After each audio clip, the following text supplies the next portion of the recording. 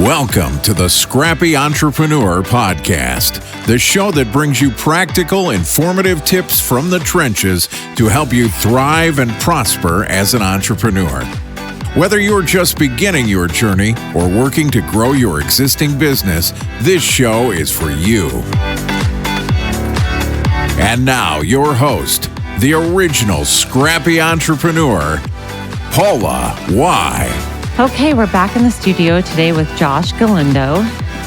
This is our part two to our riveting part one, where Josh told us about his life growing up in Nevada and starting a very successful company called Galindo Real Estate Group. And we really just started getting into it. So I thought it important to bring Josh back to talk about some of the keys to his success and what has made him so successful in his company. So good morning, Josh. Good morning, Paula. How are you? Good morning. We happen to be recording today while on lockdown in Las Vegas, Nevada. We're on quarantine. We are social distancing. We're at least 6 feet apart, correct? Minimum. Minimum. So it's great that I was able to get Josh while he's not out busy flipping houses. So this is it. So Josh, today we're going to talk about the keys to your success. Your story to me is just, like I said, very interesting and very complex, and your success is great. So tell me about the keys to success. And number one, we were talking before the show, really about how you're using this time to be successful, even when we're going into a downturn. How are you doing it? How am I doing it? Well, I'm going to start with the end of your question because that's what I remembered. I'll answer that one first. As you said, going into a downturn. So nobody knows that we're going into a downturn, first of all. You don't think we're in a recession? Well, I'm sure we're not technically in a recession because the formal definition of recession is that there's 3 consecutive quarters of negative growth, and that hasn't happened yet. Perfect. So, but yes, I'm also realistic that it could be going the opposite direction. But something that I learned in the previous recession is that the way to psychologically handle recessions is to literally take it one day at a time. And even if the day at a time becomes overwhelming, you take it an hour or half a day at a time. And if that becomes overwhelming, then you take it down to an hour at a time. And you just be very present and focus on the immediate moment and say to yourself, do I have everything that I need to survive? What is actually happening to me at this immediate moment? Versus it's very easy to get caught up in what's going to happen the next 30 days, the next 60 days, the next 6 months, the next year. And then that clouds your brain and reduces its ability to operate properly. So for me, and what I'm doing on a daily basis is I'm focusing on one task at a time. And my tasks are generally built up in my business as individual homes that I either own or am managing on behalf of other investors. And what that looks like is identifying each one. You know, this last week, we closed, I think 5. I think 6 was supposed to happen, but it didn't. But we closed, I can confirm 5. And it was like, okay, Monday. And I'd look at my whole team and I'd say, we've got to get through this house, and this house. And that was all that we focused on. We didn't care about the other, the remaining of the homes. So for me, it's really important to identify the task and execute perfectly on that individual task and accomplish it. Then you move to the next one. Because when you look down the road and you go, man, I got 22 of these I got to get through, which is roughly what my inventory is right now.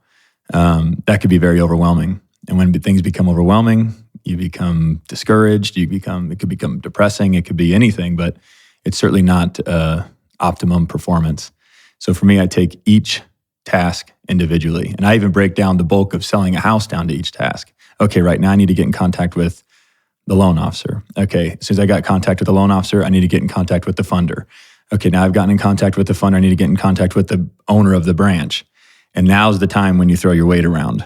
And that's what I've been doing, is saying, hey, I will never bring, and I'm almost word for word saying this, I will never bring another escrow or client to you again if you don't make this happen. And I never ask for favors in business. I'm always the guy that's just like, I'm just going to be loyal to you because I'm just a loyal person, and I'm happy to be loyal to you because you provide me good service. And I don't generally ask for favors, but that's because in times like this, it's time to ask. So how do you block out the noise of what's going on? How do I block out the noise? Is it just focusing? Is it just like pushing everything out and I'm going to focus on this one task? Yeah, absolutely. What you just described is the definition of what I'm doing, is I'm blocking everything else out and I'm focusing on this one task. So you're not reading the news. You're not on Instagram. You're not listening to fear. No, I don't know. And that's the thing. And a lot of people are saying, well, you should be caught up on the facts and you should know. And you're like, one of my buddies was making fun of me because we debate all the time. He's actually my acquisition manager and partner. But he's like, you're like the ostrich that sees a 500-pound lion coming at you, and you stick your head in the sand, and you're like, you won't get me here, you know. And I don't believe that. The thing is that there's nothing. I have absolutely no control of what's going to happen. So what's the point of trying to control those? What's the point of thinking I have a false sense of control? It just doesn't exist. I can't stop what the U.S. government is going to do to my life. So all I can do is focus on one task at a time. And, like I said, those homes are all closed. But so the next task is this house that we have. That's the street address is Lamont. And so we just keep getting creative. How do we keep throwing more mud at the wall and figuring out which one sticks? We initially had a buyer, they canceled. Okay, well, that was through our off-market relationships, which is investors that we just send an email out to, and then the investors will let us know if they like the property. Well, that buyer pool, of course, dried up. So I said, let's put it on the MLS, which is a little bit more of a risky technique, but it allows you to reach much more people. So we put this house on the MLS. And the reason it's a little bit tricky, which I'll educate your viewers, is because this property is actually what we call an assignment, where we've tied up the property and we have the rights to purchase the contract. We have the rights to purchase the property, but we also have the rights to assign our rights to a third party. Okay. So by putting it on the MLS, we don't technically have full ownership? Full ownership, yeah. But in my contract, I have the authority to market the property with any means necessary to sell it. Okay. Which would encompass the MLS. That makes sense. But so that's why I said it's a little bit risky, because sometimes they don't want that. But on this one, the seller at this point is like, do whatever you have to do to sell it. So I put it on the market, and now you're reaching the masses, because the MLS is 16,000 agents times their contacts versus my 500 investor list, much different sizing. Anyway, so we listed it and we got an offer yesterday. So now my task for that is done. And the most I think we can make on that house is $5,000. So I just start breaking my life up into what is the next obligation. I know I have to spend $27,000 on a flip that I took possession of yesterday. Well, I closed a house on a road called Brigitte, where my share of the profit was $15,000. And then the day before that, which was Friday, I closed a house on Casey, which my share was $7,000. So in my mind, I have $22,000 to take care of the most in-demand task in my life, which is that next $27,000 renovation. And then you start thinking about, is this good stuff? Yes. Okay. Then you start thinking. If not, I'll just cut it out. Okay. Well, and so it's all chess. Like you said, how do you maneuver these times? So I bought this one house where it's called a subject to, where the seller is not making their payments on the house, so their credit's whacked anyway, so they can't buy for the next 7 years. So instead of walking up to them and paying off their loan, you just say, hey, do you intend to use your credit for the next 5 to 7 years to buy another house? They say no. So you say, okay, how much do you owe the bank? They say, I owe them $15,000. Okay, here's $15,000 to the bank. I make you current. Here's $9,500 to you to walk away. So now everybody wins. She got a few dollars, even though her home was going to go to foreclosure the next 45 days. So I gave her $9,500. I gave the bank $15,000, and we left. And then we do a quick claim deed where we put the property into my name, but we leave the mortgage in place. So I took the property subject to the mortgage. Generally speaking, that when a buyer takes possession of a property from a seller, it's delivered with clean and clear title, meaning that there's nothing on it, unless it's their own new loan that they've put on it. So that's just for simplifying things. If it's cash to cash, you would get a property free and clear. So what I've done is I've taken this property subject to her mortgage. So let me go back to that on how you're thinking. Or on how I'm getting creative on how to survive this. So now I've given her $9,500, so we'll round up and call it $10,000. I've given the bank $15,000. So now I'm into this property for $25,000. Well, the great thing is that she got a loan modification because she's been struggling consistently to keep her mortgage up a few years ago. So her payment's like $1,000 a month total, like principal, mortgage, interest, everything. The house rents in its current condition for $1,400. So if I renovate it, I think I can get $1,600. And again, I can walk away from it tomorrow, and then it just goes to foreclosure. So I don't have any personal guarantee on that loan because it's not even in my name. So now I start thinking to myself, do I flip this property? Which in a premium scenario, it would be to flip it, to recoup my cash and move on. But worst case scenario, I'm going to put $27,000 into it for the reno. So now I'm into it for the 25 plus 27. So let's just call it $60,000. The mortgage is $1,000 a month. If I can get $1,600 a month in rent, I make $600 a month. You times that by 12, it's 10% of my money. And the mortgage is about 15 years into its term. So that $1,000 is banging away on the principal. So that's the kind of thing you have to think, okay, that house, worst case scenario, I can rent it and I'll be fine. Best case scenario is I sell it, I recoup my cash, and I stay on the sideline. So that's what I'm doing every single day. I'm analyzing every single property. What's the best way that I can structure this deal to make the best of it? So it sounds like in your business, you're being very creative. You're not giving up, and you're going to drill down to figure out what is an exit, or how do I take the property to the next step? Yeah. I've got that's yes. You said getting creative. I think real estate. When I was first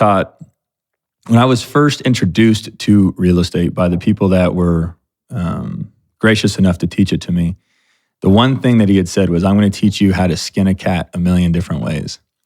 And I was like, what the heck does that mean? And generally, I think everybody that's listening will probably get it, but skinning a cat a million different ways. There's a million ways to skin a cat, is the saying. And that means that you can take a piece of real estate and do a million different things if you can think creatively enough around it to make sure that it produces some level of income or a profit or money, whatever you want to call it. Mm-hmm. And that's what I do every single day. So tell me a little bit about, while we were preparing for the show, you were telling me how you have a photographic memory and you can envision something and bring it to reality. Tell me how that has helped lead to your success. I think for me, something that that I think is really important for entrepreneurs or up-and-coming entrepreneurs, because I think it's very easy at a young age, if you're not able to learn in the traditional school system, you either create a belief about yourself or somebody instills it in you. And it could be instilled very easily by saying you're just simply stupid, or why don't you get this, or what's wrong with you, everybody else is getting it. So however it happens, but the belief is created that you're either unintelligent, unable to learn, or stupid, however you want to word it. So something for me that I started to realize as I got a little bit older is that just simply put, my brain thought in pictures. If I were to remember a conversation or a moment in time, I didn't just simply remember it. I would have to almost paint the whole visual I had at that moment, and then I would be able to remember what it was. So if I were to try to recap this moment, it wouldn't be just based off of simple memory of what was discussed. It would be like, okay, I remember sitting in the room, I remember seeing the table, I remember the blue wall, I remember the mic in my phone. Okay, now I remember what we talked about. And literally, that's what it's wild, but that's what happens. So where do I think that benefits me? Well, specifically, I think it benefits me for house flipping, because that's what allows me to go into a space. And house flipping is all a time-sensitive business. You've got to get in and get out quickly. So you've got the person that can't think in pictures. So that person comes in. One, he's going to either have to hire out the ability to design it because they don't have the ability to do it themselves. So that's cost and time. Or they forego that and just simply what I call de-skin the property and then reskin it. So they don't even think about functionality of floor plan, functionality of spaces and so forth. They just take all the skin off and then put on new skin and think that's all that it needs, which right. that's such a disjustice to a property, because people socialize differently every few generations. There's a reason that homes were compartmentalized at one time. And that's because the kitchen was truly intended to be a functioning utility. And that's where you went in and you cooked. That was it. And then you closed the doors behind you and you left the utility there to be hidden. And then you walked into your formal dining room and you ate. And then when you were done eating in your formal dining room, you went to go and socialize in your formal living space. And so that's why multiple homes had such compartmentalized floor plans. Okay. Well, today, people are socializing much differently. They're saying, I want to watch my guests while I cook. I want to conversate with my guests while we cook. So that's why the open floor plan is so popular. So you got to be conscious of all of that when renovating a home. But so what my benefit is that I can walk into a space and I can just simply visualize how I want it. I could see what it looks like without that wall. I can see what it looks like with this wall. I can see I can just feel when I'm really getting into the zone and designing spaces, I can literally feel what it's going to be like when the whole house is done and people are over, and as if this were my house and I was entertaining, and how it would feel like and what my guests would be experiencing. And that's how I present the best product. And oftentimes I think it's important to mention about my company, I am by far not the biggest flipper in Las Vegas, but there's no accident that I'm one of the most known. And the reason I'm the most known is because of the quality product that I put out. So it's what I'm describing here is why I'm recognized like I am, not just simply because of volume. Right. So you don't go in and just slap on paint and new carpet and new tile. You take a step back to envision what a family is going to be like in here and how they're going to use the home, and then you redo a lot of it. So it sounds like you're taking down a lot of walls and major stuff, and a lot of times, really, I don't want to just. It goes even into further detail. Every time that I buy a house, I think, who is my demographic? I buy a lot of homes in age-restricted communities because age-restricted communities, well, specifically Sun City, Summerlin, spectacular community. Homes were built 25, 30 years ago, so they're terribly dated. So they need to be updated, which allows for flippers to go in and make, to add value to the community and then generate a profit in exchange. So, so I have to be conscious of those buyers. And I learned that lesson. I learned a lot of lessons and they always cost money. That's why it's called paying for your lessons. One house, I blew out the whole, and we'll just go back to the beginning. Back when brown cabinets were in, brown or black, I was still in my beginning stages. I painted the cabinets black. And these older folks were so upset with me. They would walk in the house and they would say, I want my bleached cabinets. Why would you paint these black? And to me, and the other, the remaining other homes I was flipping outside of that age-restricted community, I was selling them like, super fast. And then this one, I was like, wow, they don't like that. So I learned that. And then I had to learn, I need to be building these homes for the specific demographic. And I learned what the demographic wanted. So if it's an age-restricted community, so I learned never to do that again. So I never painted. Do a senior home or never paint black? No. I've probably done about 50 age-restricted homes. So really just kind of understanding your niche and who you're selling to. Absolutely. That's really, really important. I'm going to give one more fun example. Okay. This other house was so compartmentalized. I blew out every single wall, and I walked in. I thought I was in like a model home. I thought it was spectacular.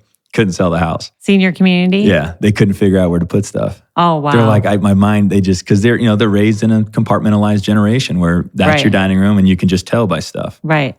Tell me how you use visioning to envision success. Like you said earlier, I can see myself in this car that I want. I can see myself in this house that I want. How do you do that? How do I do it? I mean, do you have like a meditation practice every morning? Do you set goals I'm a big proponent, every year? Yes, I set goals every single year. My flipping business is not by accident by any stretch. Every single year I said, this is how many homes I'm going to do, and I back it up. So I reverse engineer it. So I go, I want to do 100 homes. Well, what does that look like? And then, I start with how much do I want to make this year? How much do I want to generate this year? Because I don't want to misrepresent. Let's say I want to generate. So it starts with a financial goal. Yeah, financial goal. And then I backtrack it. So let's just, for conversation here, let's say it's $1 million in gross revenue. I'll start there and I'll go, okay, so that means that I have, how many homes do I have to flip to generate that? Okay, it depends on how much I'm going to make per home. Well, if I make $17,000 a home, then I got to do 72 homes to generate this amount of money. Well, how does that look? That means I got to buy 8 homes a month. Well, how many does that mean a week? I got to buy 2 a week. Well, what happens if I have a house that I make $40,000 on? Okay, so every year it's what if I have a house I lose money on? So yes, I set goals every single year and I reverse engineer from what I want to make. Okay. And I go and I break it all the way down. And then what is my staff going to cost? And how much is this going to cost? And it happens every November, December. I sit down and I do it, and then go into January and fire away. And that's been my I have a business model every single year, and I stress that to my agents that they have to have the same thing. Right. But some listen, some don't. But then you said, what was it? You said... so you start with the financial goal, but then does it go into... That's kind of the mechanical thing of it, because everything starts... Actually, I kind of reverse engineer everything, I think. So I'll say, well, I kind of want to live in a super modern house in the Ridges.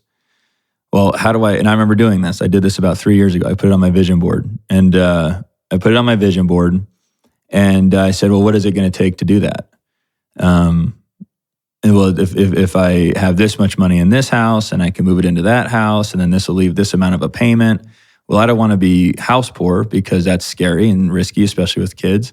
So I'm like, I don't want to buy it cash because that's a lot of money tied up into one house. Although that's a perfect scenario, but I don't generate enough income to be able to just buy a $2 million house cash. Mm-hmm. So I said, well, just get more creative, which is the point of skinning a cat. There's a million ways to do it. So I said, okay, well, what's the payment? I'm just going to throw out a number here, and let's just to keep things a little bit vague. Let's say it's $1,000 a month. Okay, well, how do I make sure that I know for the rest of my life that $1,000 a month will always be paid? Well, why don't you go buy a $150,000 rental? That could appreciate or depreciate, but whatever it is, it kicks out $1,200 a month. So I buy a $150,000 rental cash. That spits out $1,000 a month. That pays for my new payment on the house of $1,000 a month. So instead of saying I have to buy everything cash and restricting my lifestyle, why not get more creative and figure out how to get other things to pay for the lifestyle that I want? Good. And that's kind of what I did with my rental portfolio, is every reoccurring payment that I have is paid for. Before I commit to it, I will confirm that I have a rental property that can pay for it indefinitely. That's amazing. Has envisioning ever not worked for you, or goal setting ever not worked? Never. Every single time I envision it, it happens. You just I have vision boards that if I have 3 vision boards because I make them every 2 years. When I started keeping them, I had some previous ones, but I threw them away. But I remember one of my oldest vision board, I had said I wanted 6 rental properties. Okay. And that's the one that I can visualize pretty well. There was other things on there, I'm sure, but I just wanted 6 rental properties. And sure enough, I had 6 rental properties. And then my other one, I was like, I wanted 15 rental properties. Well, sure enough, I had that. The most recent one I wanted multiple rental properties. I had 42% growth. I didn't actually define it, which is a lot. Is you need to define every goal in specific detail. And the other thing that I'm a big proponent of is that with your goals, it's very easy to say, I want to be a millionaire. So easy. But it's like, how do you create that? It's got to be broken down. That's why I reverse engineer everything. I start with the big goal, and then I go, okay, how do I get to it? So this is what I'm going to need. Now, how do I get to that? Well, how do I save up $150,000 to pay for that rental? It's going to pay for the mortgage. Okay, that means that I got to flip this many homes. Well, how do I flip this many homes? That means I got to buy this many homes a month. Well, how do I get capital? That means I got to go and find capital to make sure that I'm able to flip that many homes per month. Well, how do I make sure that I'm able to flip that many homes with the amount of people that I need? Well, I got to go hire people to make sure that all happens. But ultimately, it's all focused and intended to accomplish that one goal, which is the house. Right. Do you ever get to the end of the year and you're planning for next year and you're like, oh gosh, well, I have the house, I have the car, I have the girl. What do you ever like, what's next? Honestly, this year was that year for me. Right. I had a vision board that had a Range Rover on it, a Karma on it, which is a Karma Rivero. I'm not kidding, that car was on it. Right. Range Rover, Karma, the house, the office, the team, which was my real estate agents. The office was the office that I wanted. Health, love. Health was a picture of Zac Efron looking super jacked. And then love was a couple hugging in a pool. And then I had a Panerai watch on there, which I wasn't overly motivated to get. So that one I didn't accomplish. But every other thing on there I accomplished. So then this year when I went to go do my vision board, I said to myself, well, if I want anything else at this point in my life, now the problem is it's going to start requiring time. Right. So even if I go and buy a condo, I could list another 10 things that I want. I want a condo in Bryan Head. I want a bigger boat. I want a sports car. Whatever you want to call it. Any of these other things. Well, just sacrifice time, right? It sacrifices time. So at this point in my life, I told myself, my vision board this year was probably the least sexy, I guess, to the general public, because all I cared about was getting more cash flow by buying more rentals. And then once I have the cash flow, that means that I will have more time because I will not have to work as much. If I don't have to work as much and I have the same amount of cash flow, then I can reset my goals and go, okay, now I want this, this, this, and this. So at the moment, my materialistic items that I'm desiring are very, very, very low. What I really want is I want to get to 40 rental properties. And then once I have that, then I can go back to the drawing board. Okay, now that I have time, where can I go and invest that time? Right. So for now, I'm just focused on rentals. Just acquiring rental properties, leasing them out, and then holding them. Yeah. That's awesome. Yeah. So other keys to the success, I see visioning. I see that is an amazing thing to share with our nation. What about relationships? You know, in your business, being in real estate, a lot of it's about relationships. But tell me how you build and grow and nurture these relationships. How do I do that? So for me, so there's a few different ways. There's a lot of ways that you can build relationships. The way that I build relationships is one, I always pride myself on being very honest when it benefits the other party. So if somebody walks in the room and I hate their shoes, I don't say anything about it. Just ignore their shoes. If they walk in the room and I love their shoes, I acknowledge it, because why not? You know? And a lot of people like to be complimented. I like to be complimented. Who doesn't want to be complimented? That's why I always say there's the guys that brag about being honest. I'm an honest guy. But it's like, there's unnecessary honesty. You don't have to hurt people's feelings or make people feel insecure about honesty, but you can still be an honest guy. Just vocalize what is in their benefit and don't vocalize what's not in their benefit. So for me, some of the first things that I do is I really like to understand people and how they work and kind of get a gist of their personality and see what they're open to and not open to. And I like to just acknowledge people's successes and compliment how great they are, and it makes me feel good, and I'm sure it makes them feel good. But I think the main thing is that it immediately builds a level of trust and rapport and a liking of me. How do you not like somebody that's not complimentary? Yeah, you told me that you hardly ever get a no. And is it because you're so positive and complimentary that people just naturally gravitate towards you? The way that I never get no's, a lot of the time when I'm really trying to force things, what I've learned is that every single human being is actually a very sympathetic human being. If you're able to tap into that human being component. Even humans. These hardcore executive CEOs. Absolutely. Because it's all about how you frame your story. So let's go to the hardcore, tough CEO guy, okay? Right. Now that guy just keeps telling me no. So the average Joe walks in and goes, "Hey, Mr. CEO, listen, I really need you to buy this. I need you to buy this, I need a raise." We'll just simplify it. Okay. I need a raise. The big bad CEO goes, "Well, no." Why? Okay. Right. Okay. So that person goes, or the worst thing that you can ever do, in my opinion, these are all my opinions. The worst thing you can ever do is go, "Hey, so do you think I can have a raise?" You never, ever, ever ask a question where you allow the other party to provide you a no. And the thing is that most people don't like conflict. So if you don't allow them the opportunity to say no, because that would create conflict. Right. Here's what I need you to give me a raise. Now you're forced to tell me no, which is conflict, and it's uncomfortable. Right. So for me, I just know how to structure all of my questions. Right. Here's what I'm going to need from you, okay? I'm going to need you to give me a raise, and here's why. That's good. You're forced to say no, which is uncomfortable. Right. Versus a lot of people, because they're afraid of conflict themselves and the way that they're asking their question, they will say, "Do you think I can have a raise?" Now, how hard is it for you to say no? There's no conflict there. There's no pain there. Right. You're going to be like, "No." That's good. Okay, so the other thing too is that it's really important on how you structure your backstory. So anytime that I need anything, let's just use the Southwest Gas guy, for example, because this was one of my most proud moments. But one of my clients had, so simple, but trust me, what I pulled off was miraculous. I've done many miraculous things as far as convincing people to give me what I want. Humbly speaking, for any people that thinks that was a cocky or arrogant statement. But anyway, so we're all listening intently. What's important is to structure the backstory, because that's where you tap into the humanization of people and the sympathetic component of people. Is you say, "Hey, I need the gas on today," for example. So the average real estate agent calls and goes, "I need the gas on today," and he's talking to the initial call receptionist. She says, "I can't," because she's just going by what the book says. It's a 2-day turnaround, okay? Right.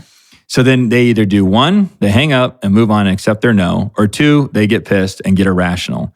And getting pissed and irrational, all that's going to do is piss off the other person, which forces them to put their heels into the ground even deeper, and then they just don't like you at that point. So the first thing that I do is I always just get right to it. Do you have the ability to give me what I want right now? Do you have the authority? I'm just curious. Under any circumstances, are you allowed? And if she goes, honestly, I don't even have a button I can push to do it. Great. Thank you for getting me to that answer right now. Who can I get on the phone that can get me that answer or get me that action? Well, if you talk to my manager, great. Get her out of the way. There's no point to beat up on her and convince her. Just ask right away. Are you physically capable of doing this? Right. Do you have the authority to do this? If the answer is yes, then that's your girl to talk to. If the answer is no, get her out of the way and get the person that you need to talk to in front of you. So then 2, can I speak to a manager or supervisor? Manager or supervisor gets on the phone. First question, do you have the ability to do this? If they say no, let me speak to your supervisor or manager. You just keep going up the ladder until you get to the top. So eventually you're going to get somebody that says, yes, I can physically do it. Because the other thing is there's no point to exhaust yourself, make yourself tired, get frustrated, get worked up if you can't find anybody that is physically capable of doing what you want. Right, wasting energy. You're wasting energy. So you just keep going up the ladder. But if sometimes you get, no, like literally, it's just not possible. Right. So a lot of times I'm always a big believer in thinking for other people, because the people that the general public enjoys exchanging time for money because they don't have to think. They're given a manual, they're told to follow the manual, and they exchange time for money. As long as they put in 8 hours and they follow the manual, they get paid. There's not a whole lot of thought that's required there. And because they live their life that long for so many years, it's very difficult for them to think outside the box. So a lot of times you want to think for that person. So you just start creating solutions on their behalf. You're like, hey, I got an idea for you. Okay. So once you get to the lady who can make it happen. That can make it happen. Now here's the important way to structure to frame your request is you don't just hit them with the request ever, because there's no sympathy there. There's no emotion. There's no connection. There's nothing that emotion is the most powerful thing. It's idea, faith, and emotion. If you run your life that way, you have an idea, you have faith that it'll happen, and you sprinkle a little emotion on it, it'll happen. 100% of the time. Wow. Emotion is the most powerful thing you can do. So you want to tap into that emotion. Now, how do you tap into emotion in a human being? Do you just go, hey, Paula, I need this gas on? Is that an emotional exchange? No. If anything, it's a very non-emotional exchange. Right. Okay, so let me do this. Paula, do you have a moment? Yes. Great, excellent. So I've been representing this buyer for about 6 months. We've looked at probably 140 houses. I'm not kidding when I say 140. I literally have driven this buyer around 140 homes. He finally found this one home that he likes. It took multiple back and forth to even secure the property. He's put up a $5,000 security deposit, and he's right at the end. His moving van is fully packed. His dog is in a kennel waiting. He's already given his previous landlord notice that he's vacating. So he literally has no place to go. And if you don't get the gas onto this property, the appraiser will not be able to come back to the property and verify that the house has gas, which won't be able to notify the lender that the house is worthy of being lent on, which won't allow my buyer to move in. And all of that has to happen by Friday. I don't know if I can stress enough to you, but if you're not getting the response you want, now you just keep digging.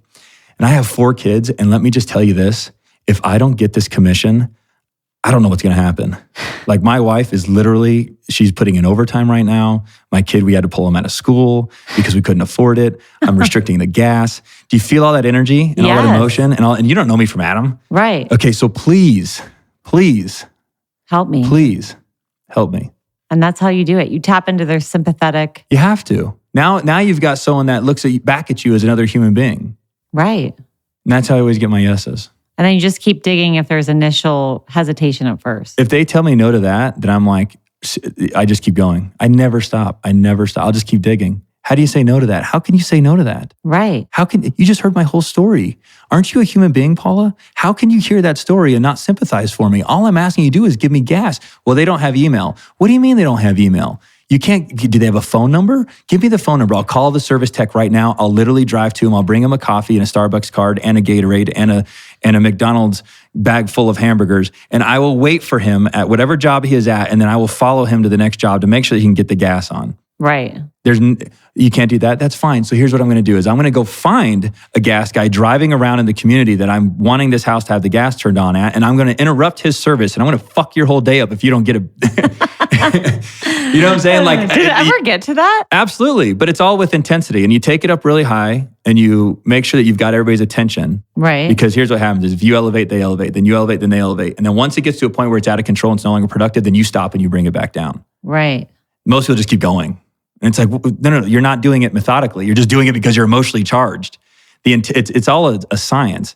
You know, if you start arguing with me, then I argue back. And then we get to a point where it's so out of control, then I can just go, okay, listen, let's just talk how we can both win here. Right. How do we just make this work? Yeah. I know we just said some things that are really mean to each other, but that didn't really benefit anybody. But now we have a mutual respect because it showed that you can buck up to me and I can buck back. So we both have a mutual respect for each other. Now we can talk rationally. And a lot of times, a lot of people have to get that out of their system. Right. Because I think I'm going to bully you or you think you're going to bully me and we just go at it and we're like, okay, whoa, now I think we both kind of get it. Right. I get it. You get it. Now let's talk rationally. I like how you de-escalated that.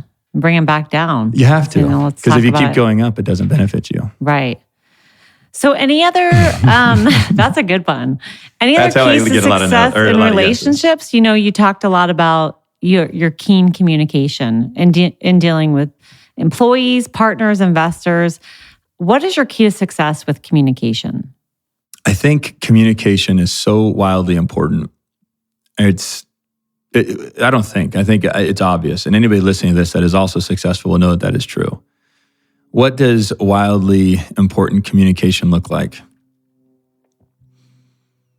I think it's really important to be vulnerable because it taps into human, that's that thing again. Sympathetic. If you can just tap into that, even you get the hardest guy on the planet, if you want to get, if it's a very persuasive tool when you just become a human. So it doesn't make you look weak? I don't believe in that, no. Because if someone wants to fuck with me, I can go that route too. Right. And that's really just being honest with my emotions. Some people are just emotionless. Yeah. And that's fine, and that probably works for them. But for me, I have no problem saying, I'm scared. I'm really scared. And then at the same token saying, I'm scared, but I'm brave and I'm very smart and I'll figure out how to get through this. Right. So why not? It's just the way that I operate. It doesn't mean it's for everybody. I've met a lot of tough men that say they don't ever express how they're feeling or they don't show their vulnerabilities at the workplace. I have no problem doing that. There's just some CEOs that I dealt with through my company that the sympathetic and nice never works. But when I get really mean, it works. It's really odd. Will you re-explain that? I'm actually curious to hear it again. Say it again. When I'm dealing with high-level CEOs, if I'm super nice and asking for something, it doesn't work. It doesn't seem to work. Yeah.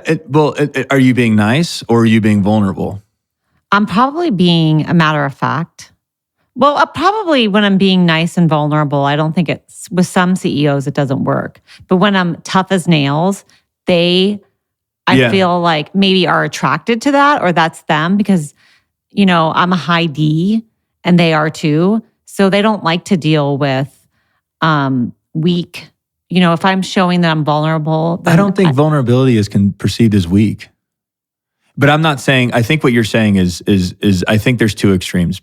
And I actually agree. These are just tools. I'm just describing one of my many tools. I agree with you. I agree. I do agree that sometimes I move depending on who I'm dealing with, whether I'm being vulnerable. Yeah, you've got to be intelligent and identify how to respond to each person. Right, because there's different behaviors and how different people respond. And I can be as vulnerable as anybody and tell the truth. But I find that with some people, when I do that, it just doesn't move them. Yeah. And there happens to be those high-level D CEOs that they're only, I feel like, processed to deal with directness and, you know. I would agree. And I don't want to mislead the audience by saying that is the only way that I operate. I was just describing one of the many tools that I use. Yeah. And I do agree with you that directness. And if you're trying to, for me, here's a big thing that I do in my business is I'm always being very conscious of how I'm experiencing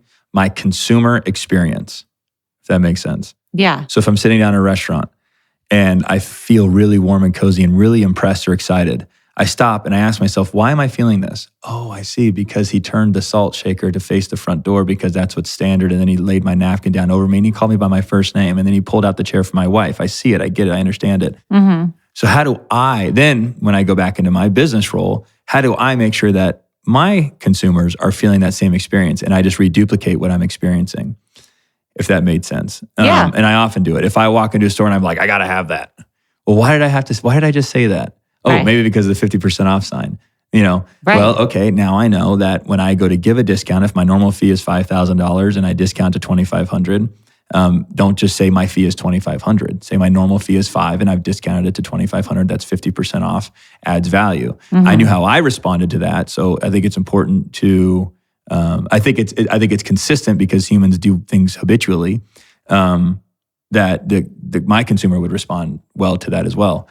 I know what I want as a consumer. So as a CEO or business owner, as an entrepreneur, whatever you want to call me, I want you to be direct and I want you to tell me how this benefits me. Right. That's all I care about. And being honest and, you know. Yeah. So I'm a big proponent. People always say, are you a salesman? I am a terrible salesperson.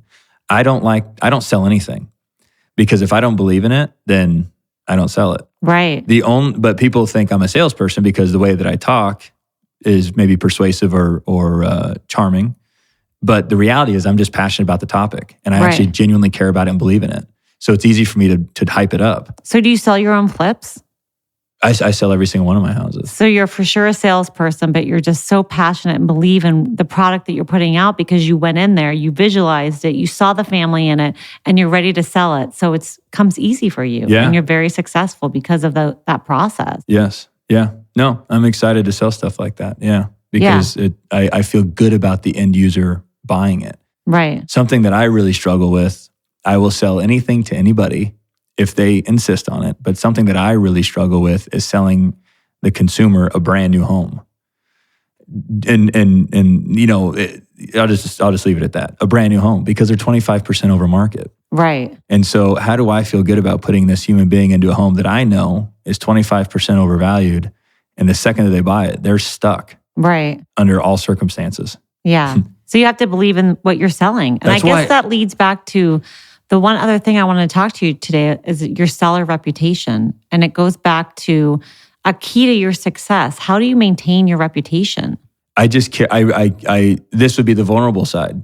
And it doesn't have to come off as crying or anything. I'm just expressing how I feel. That would just be considered vulnerability. No matter what the feeling is, it doesn't always have to be sadness or fear or anything else. I can be super excited. Right. People see me go all the place. I am an emotional human being. I'm super excited at times. I'm passionate about things. I get frustrated. I get angry. I get upset. I get all You're of it. authentic. I'm authentic. It's just what I am. Right. I legitimately care, and I have to care to an extent. If my rule of life is that if you're not being talked about, you're not doing enough. Right. So people that are talking about me in a negative way, it's because I'm doing enough.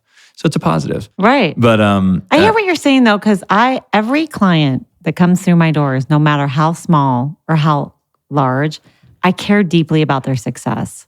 And I will do anything to make sure that their campaign or what they're doing is successful. So I hear you. I can attribute to that a plug for you because I had you come into my office and I had you sit down and I started drawing out this business model and and you could have said, Josh, I got this great package. It's a $10,000 a month package. Boom, here, buy it, eat it, shove it down your throat and swallow. And send me the check. Instead, you said, you know what? I don't think I can add value. Mm-hmm. So I don't want to take any of your money. And for me, that was really powerful. Yeah, it's true. I mean, I can't live with myself if it's not successful or if I think that somebody's doing something that they shouldn't be doing. Yeah. So reputation.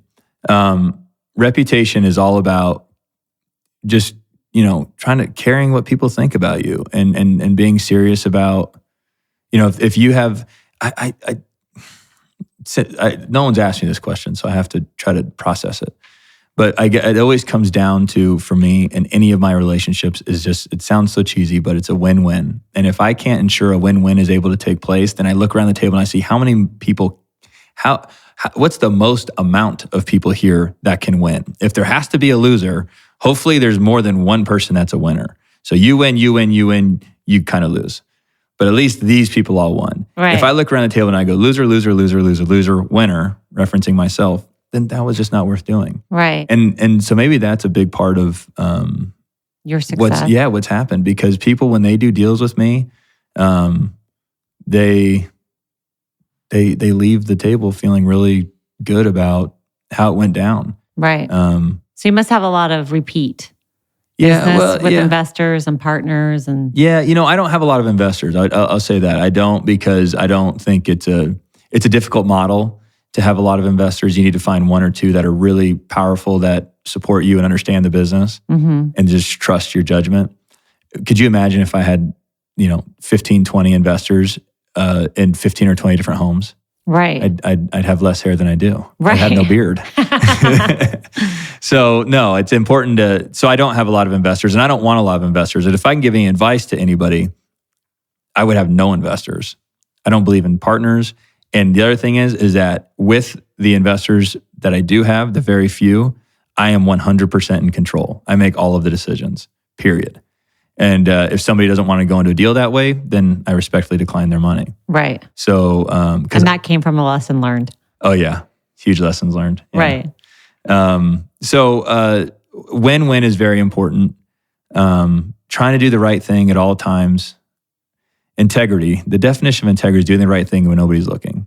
Right. And there's many times that I have to do that, because there's not, when I'm renovating these homes or doing construction on them, nobody's watching me. Nobody's there to hold me accountable. Right. But for me, I know that someone's going to buy this house, and it's got to be strong, and it's got to be durable, and it's got to be quality, and it's got to be this. And I really focus on that. Like if I started going through some of my emails, I get emails from agents all the time. Your house was one of the best flips I've ever walked into. Oh, man, well done, beautiful job. They needed 4 bedrooms instead of 3. And they don't end up buying it. But I often am told how beautiful our homes are. Right. So your reputation comes from being honest, quality work, and really creating a product that people want to buy. Yeah, and performing when it's on the other side. A lot of times, I just had a house that I closed on. We didn't put up any earnest money at all. We tied it up. 11 days later, we just closed it. And for a moment, I sat back and I'm thinking, man, this agent must have had a lot of faith. And I know the agent, a lot of faith in me. Because generally speaking, the earnest money is due within 1 or 2 days. Well, he just knew that I'd close, and I did. That's amazing. I always perform, outside of the coronavirus, which I've only canceled on 1 deal, and I'm going to ask for 2 extensions on 2 other ones. But outside of that, if I say I'm buying your house, I'm closing on it. There's no ifs, ands, or buts. And if something bad happens on my watch, then that's me. I have to deal with it. So Josh, we are in this coronavirus. We're quarantined, having a podcast today. What is the outlook for your business? I sent you an article this morning that Zillow and everyone said they're stopped buying, and homes are flooding the market. What's the outlook? Well, first of all, as entrepreneurs, should we be getting ready to go buy? Yeah, of course. Well, it depends. It really depends. I was looking this morning. There's 2.2 months worth of supply on the market, which is up. But it's also up because people can't buy. And I know they can't buy because I just went through 3 buyers on a house that I got 27 offers on. And the first buyer was cash. He canceled due to fear. Second buyer was valet, but they were valet on the strip, which I was cool with. Then they shut the strip down. Then I moved to the second buyer, which was valet again, but he was at the local casinos, which were still open. Next day, they shut that down. So I'm on my fourth. Can't qualify. Yeah, because there's a verification of employment that has to take place at the beginning of the loan and then at the end of the loan. So now they're all, I don't have verification of employment. So It's logical that prices are going to go up, that inventory is going to go up because there's less people able to gobble it up. Right. If I think optimistically speaking, we'll just hit 2 angles of it. Optimistically speaking, I think there's so much stimulus in this system right now, but nobody can take advantage of it because we're on lockdown. That when we are released, I think we'll come out like a cannon. Right. I'm not kidding. I think there'll be so much stimulus. The interest rates are at an all-time low. People are getting checks to pay their. Here's the thing: if the casinos open back up in a month. Hypothetically speaking, positively speaking, we don't know what's going to happen, but this is the positive side of it. Positive hypothetical. If the casinos open back up in a month, and then in 2 weeks, everybody gets $1,500. Hold on, wait, so I got to go back to work and I got $1,500? Right. What are they going to do with it? They're going to go spend it. Right. Or the mass majority will go spend it. Keep it. But, Right. whatever it is. So there's tremendous stimulus there. Interest rates are low. Inventory is still low.